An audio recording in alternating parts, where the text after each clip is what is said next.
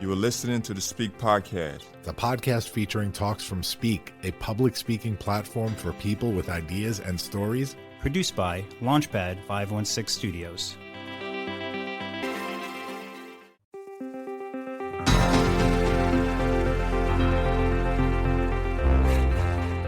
Welcome to the Speak Podcast, produced by Launchpad 516 Studios. New episodes available every week on all your favorite podcast platforms. Speak is a public speaking platform for people with ideas and stories. Each Speak Talk features three key moments: the moment of truth, the moment of transformation, and the moment of impact. We host pop-up events all over the world, and now we are bringing our talks to your device.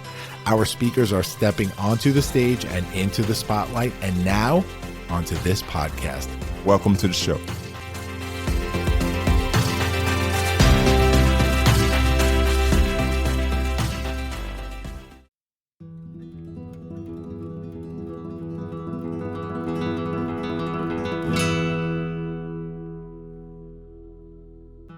Welcome to another episode of the Speak Podcast. I am your host for today, George Andriopoulos, the architect and one of the co-leaders here at Speak. We have an incredible episode in store for you all today, where today's micro theme is life after cancer. We are hearing from three published speakers who are giving incredible talks that discuss the aftermath of cancer, whether it was themselves or a loved one. Let's dive right into these three talks. Our first talk comes from our Speak Homecoming event, which took place in Carrollton, Texas, right outside of Dallas in March of 2023. I'm going to let producer Cheryl West Long take it from here. Our next published speaker is Stephanie McAuliffe. Working with Stephanie is such a gift. She's always going to be working on her talk before it's even time to start working on a talk. She shows up prepared. She often is turning in things far before the deadline and ready to work towards the next milestone. She is one of those people that is brilliant and yet so witty and funny with its dry sense of humor that it's just such a joy to be in a room as the wheels are turning. And with that work ethic and a sense of humor, you'd almost miss the fact that during our time together, she was undergoing treatments for her breast cancer. From Speak Homecoming, recorded on March 30th, 2023 at the K Plaza Arts Center in Carrollton, Texas, here's Healing Trauma Through Healing Cancer. In January of 2019, I locked the front door of my house for the last time. It was a place I'd lived in for 14 years that no longer felt like home. It was time to leave what housed the ghosts of my marriage and the old me. For the first time in over 30 years, I had no pets, no partner, no rent, and no mortgage. It was me, a few of my cherished possessions, and my 5-speed Mazda as we hit the road. My initial plans had me travel to Texas for a speaking tour in late February. March found me in Thailand, where I visited sacred temples and spent many nights looking up at the stars. When I returned to the States, my heart called to wander. I traveled throughout the West and sought out sacred sites. I hiked to shrines at the top of mountains, into a cave on the backside of a remote town. I walked many labyrinths and climbed to a medicine wheel only found via map coordinates. I visited a Benedictine monastery that had views for miles and offered lunchtime chants that were balm for the soul. I discovered my love for hot springs, which brought healing via the convergence of the elements, something that became a focus for my travels. Back east, I built a successful career on Wall Street. Work was a place where I knew what I needed to do. It was a place I could prove my worth. Work became my identity and provided something to focus on outside of myself. For 27 years, work was my foundation. It felt like something I could control because even in the chaos of corporate life, systems and project management gave me a sense of knowns. Work provided protection from the crazy outside world until one day my career was over. All of a sudden, I had no roof, no walls, and no foundation. My home of implied safety that I'd leaned on for so many years didn't exist anymore. It turns out, work was a house of cards. In my 8 months on the road, I found freedom and comfort in not having any parameters. I felt safer than I had in years. When I think of home, it's a place we live within that's outside of us. It's meant to be a place of safety and refuge, a place where we can let everything fall to the floor and just be. Ideally, home is a place where we don't have to pretend, where we can speak our truth and be seen for who we are, rather than feel like a burden. For me, home was safe until it wasn't because of mental illness. It was safe until it wasn't because of sexual abuse. It was safe until drugs or alcohol took over. In many of the homes I lived in, each time it felt like the rug was pulled out from underneath me, I lost a piece of myself, a little more of my voice, and I began to forget who I was inside. My travels landed me in Utah not long before the world shut down, a place where I was safe until January of 2021, when I felt a large lump in my right breast. We think of a cancer diagnosis as tragic, but what if the very thing that society tells us to fight is the exact thing for us to lean into, the thing that will help bring us home to ourselves? From a place deep within me, I began to really listen to what my heart was calling for. As children, many of us dream of traveling to far-off places, yet few of us make it further than the end of the block. In my childhood, I didn't have the option to leave, not even in my dreams. As an adult, I'd persevere until I couldn't any longer, and then I'd walk away. I realized that I'd wandered for most of my life, through schools, relationships, and jobs, always searching for that person, that place, or that thing that would make me feel whole. With this diagnosis, there was no leaving my body and no escape from what didn't feel safe. There was me with a tumor that represented so many of the burdens I'd carried for so many years. I was immediately grounded into a whole new way of looking at my world. 4 years after locking my front door for the last time, and 2 years after beginning the journey of healing breast cancer, 2 months ago, I completed 25 rounds of radiation after a mastectomy.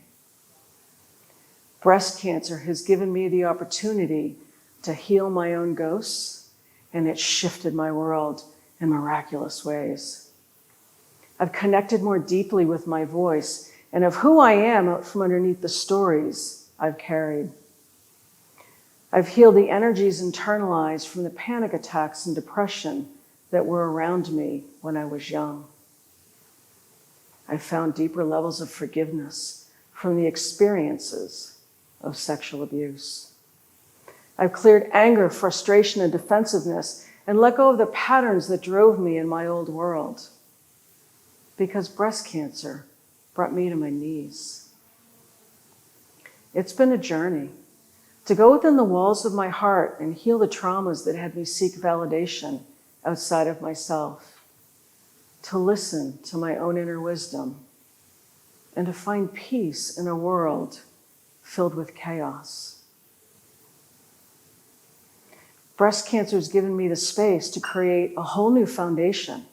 It's the catalyst that's brought me home to myself, of healing the emptiness of feeling like I'd lost everything, when in reality, I was given the space to rediscover me. This has been a time of finding my place in my world. This journey continues, and this much I know. I've fallen in love with these four walls I inhabit, these walls that carry me through life, that are open to love and continued healing. The hardness that was my shell of protection for so many years has softened. I've softened. This sacred temple in which I live, where there is no lock, nor a key to turn, a place I've finally come home to, where I am safe, at peace, and I have everything I need.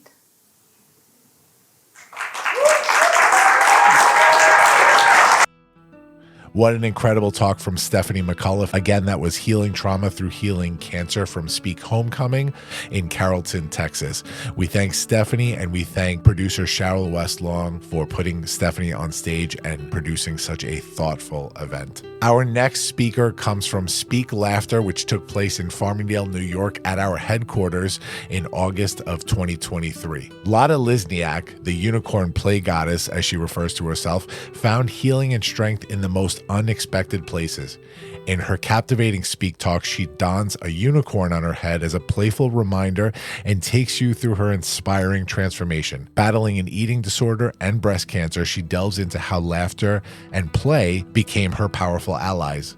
Join Lotta as she shares how reconnecting with her permission to play switch unleashed a wave of joy and positivity. Through contagious laughter, exercises, and heartwarming anecdotes, she invites you to embrace your own inner child and experience the incredible impact of laughter. From Speak Laughter, here's Lotta Lizniak with How Laughter Helped Save My Life. You're probably all looking at me and wanting to ask me, why do I have this unicorn on my head? Now, before I answer that question, let me ask all of you a question. Why aren't all of you wearing unicorns on your heads? Yeah. But let me ask you another question. When was the last time that any of you checked your permission to play switch? You know what I'm talking about? That permission to play switch that we all have inside of us that says, yeah, go ahead. Wear fun things like this on your head. Why not? Or maybe you're in the grocery store and you hear you picking out your tomatoes and you hear your favorite song on the radio. You just want to rock out right there in the produce aisle.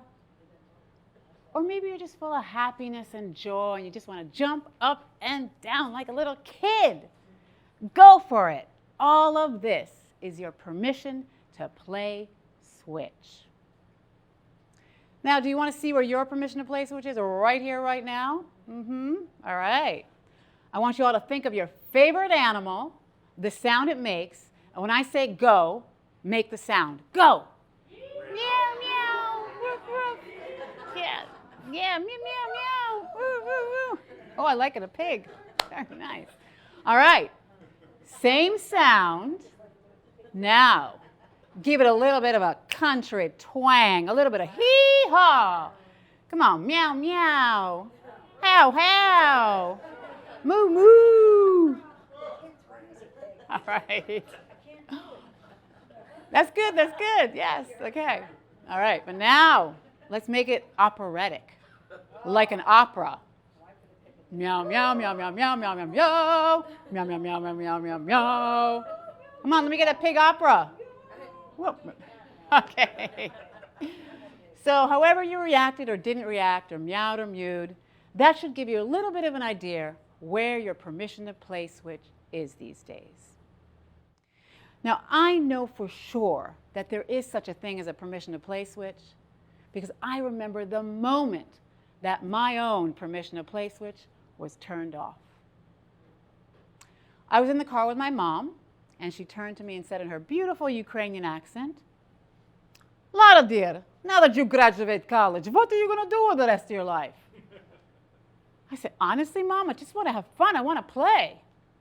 Sweetheart, you cannot play for the rest of your life. You need to be serious. Life is serious.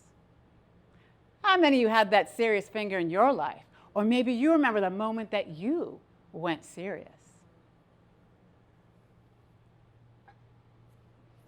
So I joined the Serious Club.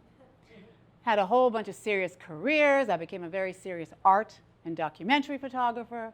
Then I was a very serious photojournalist and journalist, covered stories like the fall of the Soviet Union, and eventually a very serious television news correspondent.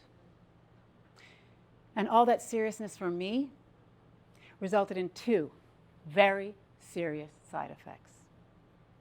Serious side effect number 1, a 20-year battle with bulimia, an eating disorder.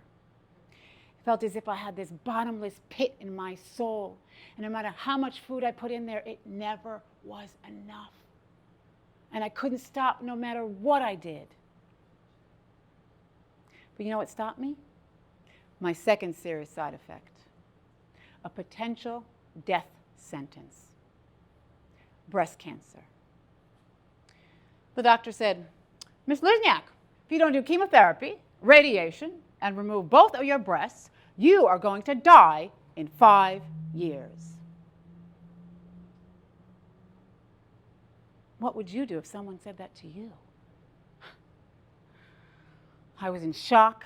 I went numb. I didn't know what to do. But that's when I heard it. Finally, my voice, Lada's voice, that voice that was beaten down by years of bulimia, by self-loathing, by self-hatred, by self-criticism. And it said, Lada, you're not going to die of cancer, no. You don't need to listen to what the doctor said. You need to take your power back.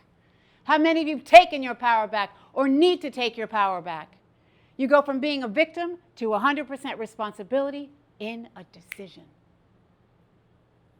Day of diagnosis, I quit the eating disorder. Haven't looked back since.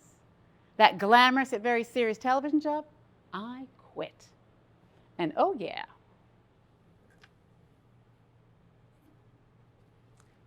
I took my power to play back. I began to hoop dance and fire hoop dance and drum circle dance. And I'll never forget when a guy came running up to me at a drum circle. He's like, wow, girl, you dance as if your life depended on it. And it did. I was dancing as if my life depended on it. I was playing as if my life depended on it. And I was laughing as if my life depended on it. So what does laughing as if your life depended on it look like? Have any of you heard of laughter yoga? You get into a room with a bunch of strangers and you laugh. And you do exercises like this. Please join me. He, ha, ho. He, ha, ho. He, ha, ho. He, ha, ho. Hee ha ho. Hee ha ho ho ho ho. Ho ho ho. And the interesting thing is that the body doesn't know whether you're really laughing or fake laughing. You're still getting the same benefits, which is that beautiful release. And speaking of beautiful releases, the next thing I was doing, I was having laughter orgasms. Laughter orgasms. Now, someone said that has to do with laughter yoga. I never experienced it. I actually discovered it by myself on Long Beach Boardwalk with a friend of mine sitting on a bench. And we were just talking about my healing and breathing the air. He said something funny. I said something funny. We both started laughing. He stopped laughing, and I kept laughing. And 45 minutes later, I'm still laughing. Happened once, twice, 3 times, multiple times. And I can only say when you have laughing for an hour straight, it felt like an orgasm. But I was like, wait a second, there's something else going on here, right? Laughter is contagious.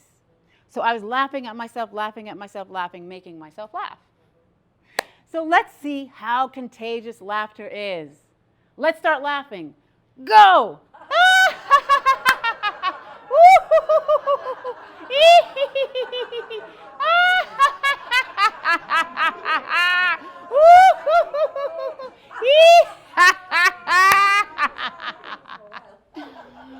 Yes. Laughter is the best medicine, right? Yes. And it heals. You ever hear of Norman Cousins? He wrote a book, Anatomy of an Illness. where he talked about that he had a degenerative disease. The doctor said, you got 6 months to live. He said, all right, well, if I got 6 months to live, then I'm going to just laugh my way out of here.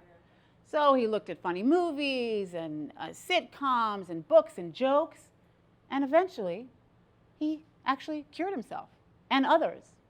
So I did the exact same thing. I steeped myself in funny things like I Love Lucy, Three's Company, SpongeBob, anything I could think of, to try to stay in that beautiful high vibe of laughter and positive energy. And all that positive energy, all that laughter, all that dancing, all that play, I can truly say helped heal me and enabled me to be standing here in front of all of you 16 years later, cancer-free.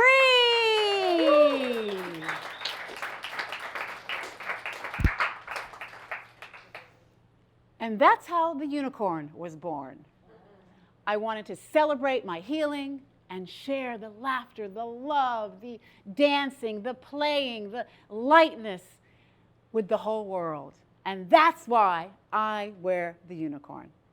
I've been wearing it on my head for the last 3 years, everywhere I go, reminding people to play.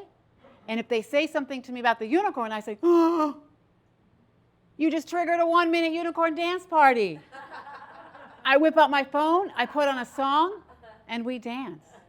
And y'all know that's what we're going to do right now, right? That's right. Let's make some history. First ever 1-minute unicorn dance party on a Speak stage. And as you're all standing up, I'll give you a quick life hack, how to get your permission to play switch up instantly. What do little kids do that we don't do anymore as adults? Any guesses? Start with a J, U-M-P, jump. So as you're jumping up and music and moving around, music maestro. Imagine you're a little girl, little boy, you have some passion, you have some dream inside of you. But the world, society says, no, no, no, be serious. But I'm saying, go, go, go. Go for that passion. Go for that dream. Do what it is that you want to do. Unleash the little kid in you. Turn your permission to play switch on and dance with it. Woo! And play with it. And laugh with it. All right. Woo! Go, my Speak dancers, go. All right, we're making history. Woo! All right. Okay. Thank you.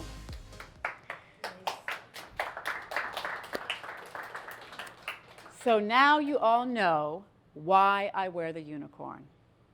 And I sincerely hope that each and every one of you will find your own unicorn.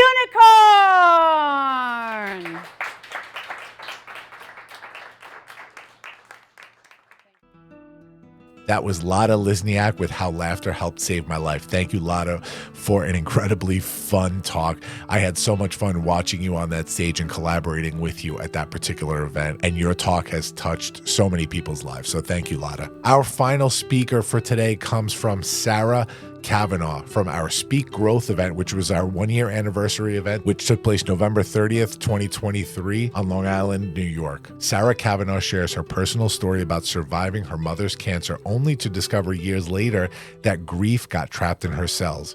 She had no language for complex emotions or the ability to talk about death. The Talk, Not the One You Think, is her story about learning her way into healing by having the most important conversations of her life. Without further ado, here's Sarah Kavanaugh with The Talk, Not the One You Think. Today is my mother's birthday.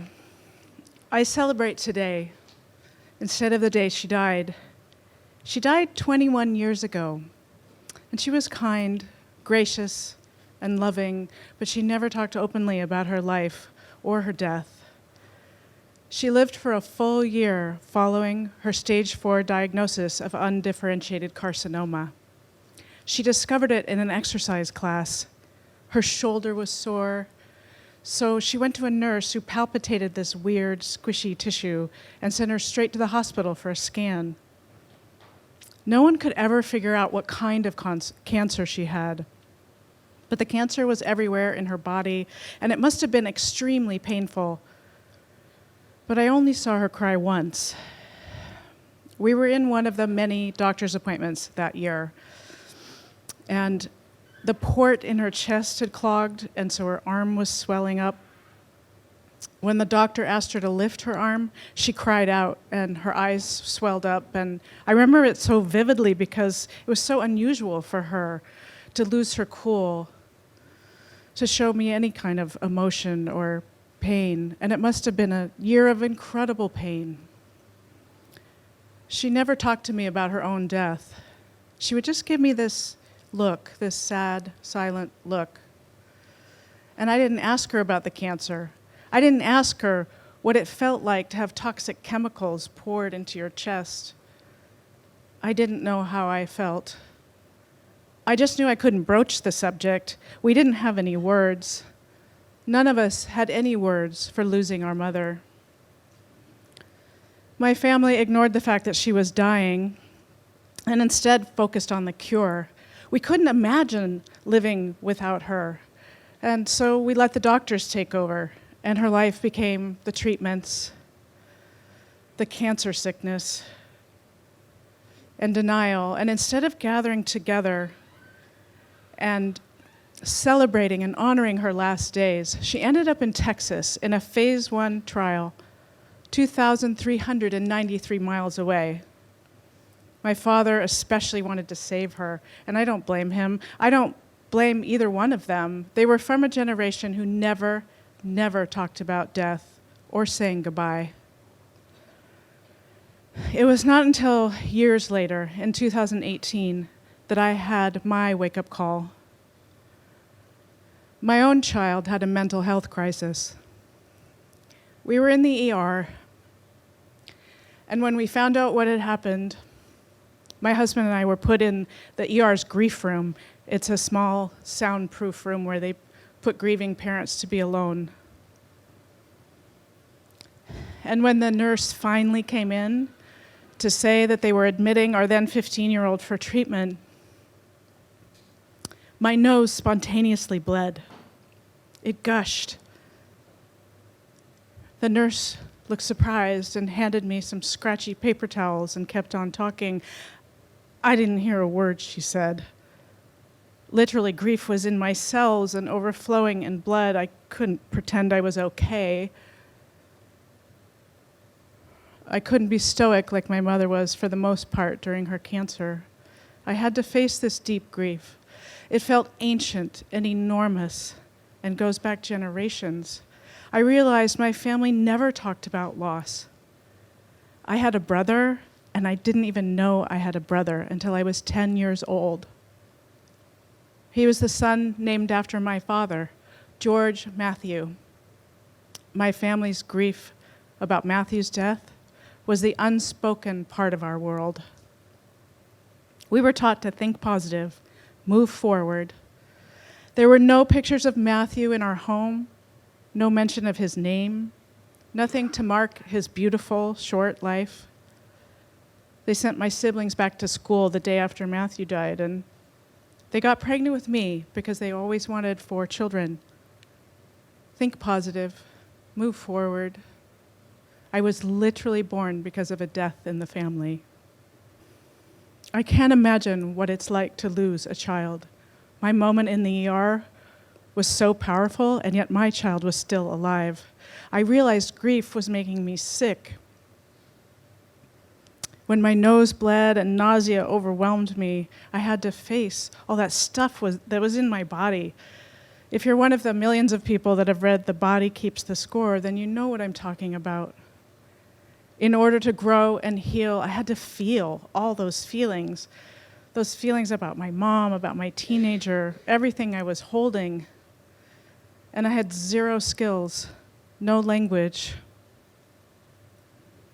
I began to imagine what our culture would look like if we had a language for the end of our finite life. If we accept that we have limited time on this planet, how much deeper our conversations would be. I would have told my mom all the things I appreciated about her and her life. Instead, I learned about her childhood, from her sister after she died. I could have learned it from her, and I would have no regrets about her death if we'd had that really intimate conversation. Why do we go for the Hail Mary? Why do we pull out all the stops to live longer? Why does Western culture put so much energy and money into prolonging the inevitable? Our Hail Mary put Mom far away in Texas, and she loved her life. She loved her grandchildren, her garden. She had the most beautiful flowers. She was far away from me and my siblings, and I couldn't travel at that time because I was 8.5 months pregnant. The airlines would not let me on the airplane. I was huge. She never got that phase 1 drug either. They sent her home with pneumonia. She was awake only a short time. She called me by her beloved nurse's name and fell into a coma. She died on May 10th. And we spread her ashes on Mother's Day. And then I started having contractions. She missed her youngest grandchild by only 5 days. But the whole family missed out. If someone had asked her what she wanted, she might have had more time with the things she loved. Our relationship would have grown deeper in that last year of her life because she was dying. If my family had gathered to talk about her life, we could have grown together, weaving stories. Many cultures do exactly that. They openly grieve together. After my kid was in the hospital, I launched a deep dive to understand how and why my body holds grief. I had to learn how to release it. I had to learn the language of emotions. And I started producing a library of interviews with authors who have written about grief and loss and death. I am committed to this conversation. This is really a conversation about life. I want you to imagine a peaceful exit, one that aligns with everything you love. We can imagine this as a positive conversation, not a dark or difficult one. Talking about death is like talking about sex. It doesn't have to be the 200-minute conversation. It can be 200 one-minute conversations. So you're driving your kid to school and you're pulling up to the curb and you say, "Hey, do you know how to use a condom? I think I want to be cremated. How about tacos for dinner? See you at 3. Have a great day." Regardless of whether your death is peaceful or not, you will live more fully, normalizing this conversation. I know unexpressed grief is dangerous. Holding fear is why we hurt others. We hoard stuff. We live in scarcity. We become estranged from our family members. With so much death and fear in the world right now, it might seem naive to think about a peaceful exit. But our United States culture of denial, especially about aging and death, is not bridging differences. It's not healing broken hearts. It's not building safe and resilient communities in times of trouble. Imagining a peaceful exit gives us a positive conversation. It opens up the possibility of planning and acting in love and service to those left behind. Knowing we will all die someday, this conversation makes us better partners, caregivers, and neighbors. And it gives us fodder to grow as a human family. Thank you.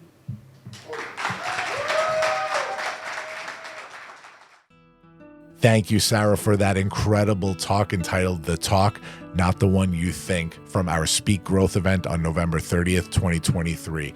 Sarah was a collaborator. She was honest, she was transparent, and she was just so excited to be at this event and give this talk on stage. So we thank Sarah for all that she brought to our event. That does it for this episode of the Speak Podcast. Join us next week and every week as we bring you 3 more incredible talks that stepped onto the stage and into the spotlight. See you next time, guys.